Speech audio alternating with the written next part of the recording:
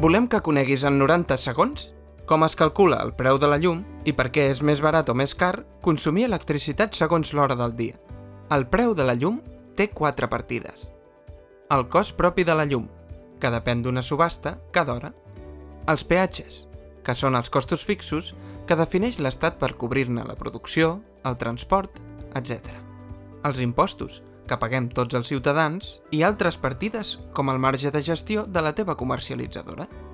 El cost dels peatges varia en funció de l'hora, i és aquí on apareixen els famosos trams. En el període punta és quan el peatge és més car, en el vall, quan és més econòmic, i en el període pla té un preu intermig. Els peatges són un percentatge molt alt del preu de la llum. Per tant, en general, el preu total de la llum depèn en gran mesura d'aquests trams horaris. Tot i que també és cert que en moments molt concrets el cost propi de la llum definit a la subhasta pot ser prou alt com per superar la diferència entre trams. Si voleu saber el cost de l'electricitat hora per hora, ho podeu fer a través de les apps de Red Eléctrica i Ahorra en Luz.